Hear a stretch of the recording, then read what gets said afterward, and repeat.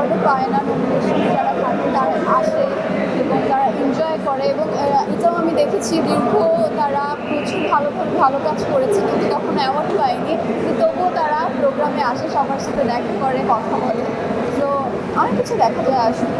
এটা একদমই যারা প্রোগ্রাম অর্গানাইজেশন আছে তাদের একদমই, আর যারা জাজমেন্টে থাকে তাদের ব্যক্তিগত ব্যাপার, তারা কীভাবে কোন কাজকে দেখছে এবং তাদের কাছে কোন কাজটা সম্মানের জায়গা থেকে বলেন, আমাদের দেশের জায়গা থেকে বলেন, বাংলাদেশের জায়গা থেকে। কারণ শুধু বাংলাদেশের মানুষ তো আমাদের কাজ দেখে না, আমাদের নানান অন্যান্য দেশ থেকে দেখে, পাশের দেশ থেকে দেখে। তো কোয়ালিটিফুলি অনেকটা লাগে অ্যাকচুয়ালি। তো কাকে দেওয়া হচ্ছে, কোন কাজের পারপাসে অ্যাওয়ার্ড দেওয়া হচ্ছে, সেটা আসলে খুবই গুরুত্বপূর্ণ।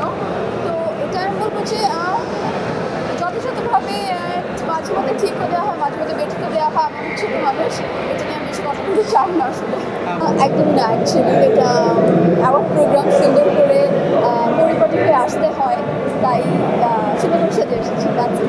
আমার ড্রেস আমি আজকে যেটা পরেছি এটা হচ্ছে আমার স্টাইলিং করেছে কাজী মাহফুজ, আর আমার মেকআপ করেছে হচ্ছে অবিস মেকওভার। সো তারাই আমাকে সুন্দর করে তুলেছে, এটা আমার আর নিজের কৃতিত্ব না, এর পিছনে অনেক মানুষ আছে। এতটুকু বলতে পারি আমি 3টা কাজ লক করেছি, মানে 3টে সিনেমা। এখন এতটুকু বলতে পারি যে সামনের বছর 2025-এ রিলিজ হবে, কিন্তু ঈদে রিলিজ হবে না, ঈদের পর রিলিজ হবে, এটা আমি এই মুহূর্তে বলতে পারছি না। কিন্তু এতটুকু বলতে পারি যে সিনেমা আসছে, ভালো ডিরেক্টরের সিনেমা আসছে, ভালো গল্পের, এবং আপনাদের সকলের খুব ভালো লাগে। 3টে সিনেমা, সো নতুন পুরনো মিলেই অ্যাকচুয়ালি।